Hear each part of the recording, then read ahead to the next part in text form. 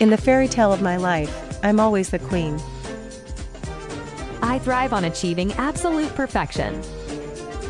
I traded silver spoons for an empire all my own. I'm the hottest stepmom in Newcrest. I never sweat, but always sparkle.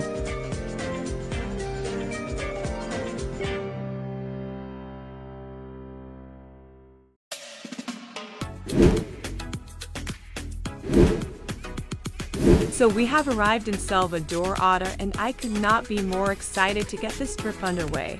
But I do need to go over a few ground rules with the ladies, as it is my trip of course. Before we all disperse, I just want to go over some housekeeping rules for this trip, and I know that you all will be more than accommodating to them.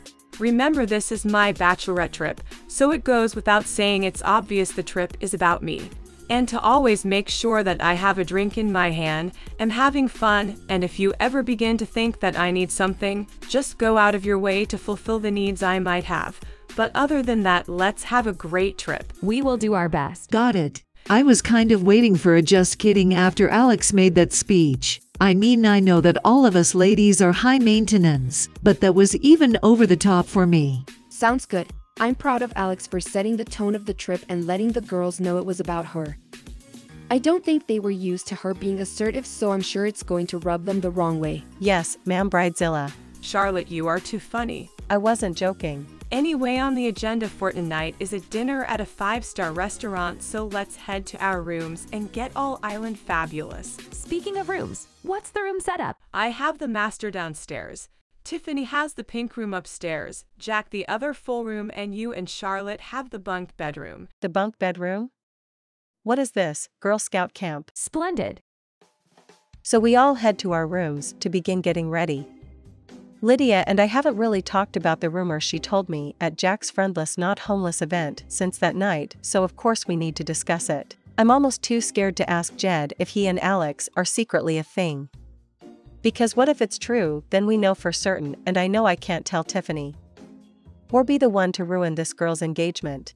But Tiffany is literally in love with Jed, and he's playing her, allegedly. And then Alex isn't being faithful to Philip, allegedly. We have to do something, Charlotte. While on her bachelorette trip? That's a lot of pettiness. Even for me. Alex is my friend too. I would hate to think she's capable of being this master manipulator cheater.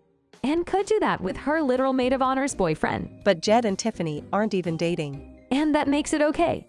How close have you been getting with Liam for that to skew your sense of reality, sis? What are you talking about? You're my best friend. I see how you two look at each other. Lydia, I would never do that to Greg. I never said you would. I just said the chemistry is obviously still there. Hearing that Lydia sees the apparent chemistry between Liam and I makes me wonder how Greg is really feeling. It makes me begin to question if I've neglected my husband. And I would never want to do that.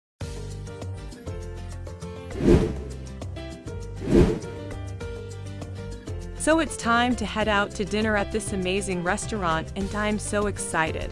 We get the rooftop private room and immediately are greeted with glasses of nectar, ready to get turned up. Thinking about weddings, Larry and I had originally planned for a simple wedding, but my family would not allow for it.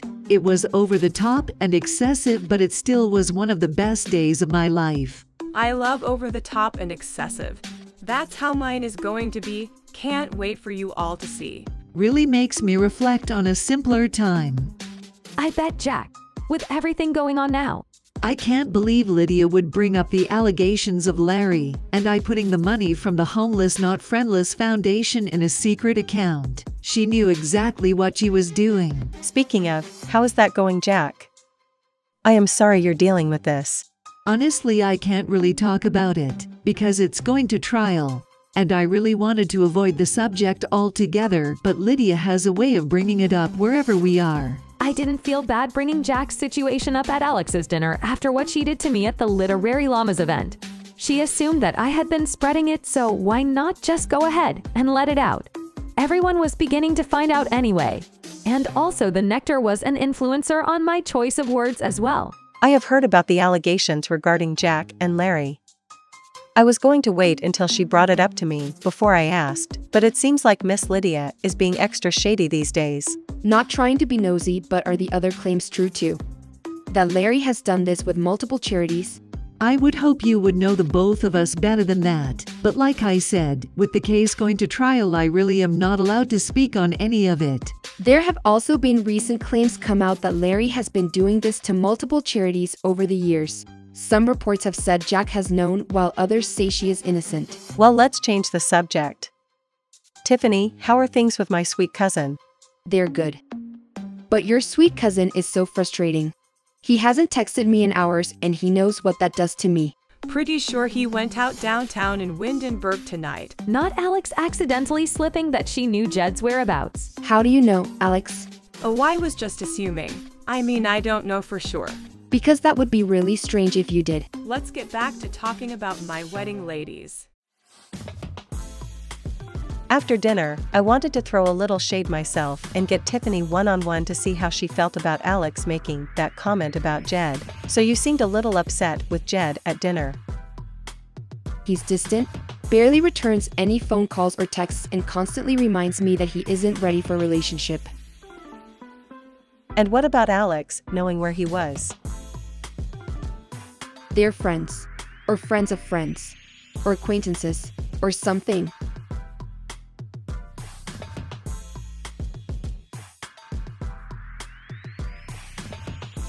I haven't really figured that out yet. Just be cautious. All I'm saying. Charlotte bringing up how Alex knows Jed has me thinking she might know something that I don't. And that scares me. So after finishing dinner and heading back to the house to get ready again, we arrive at the nightclub.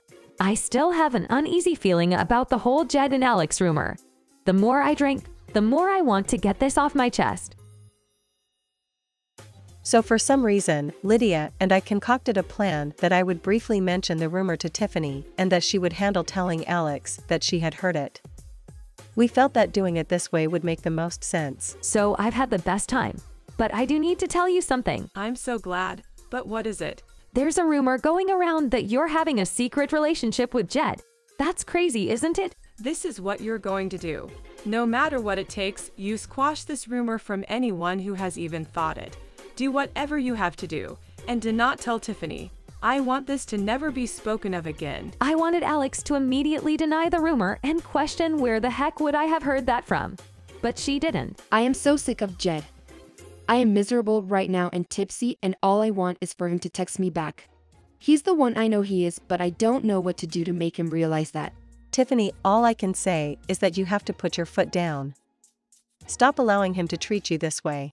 Before I could even mention anything to Tiffany, I saw Lydia motion for me to stop whatever I was doing and abort mission. So I did. I mean, you don't want to talk about it? No, of course not. And get the girls. We're leaving. Now, trip is over. We're going back to Newcrest and I'm bumping the wedding up. We're getting this done immediately. So I guess the trip is over.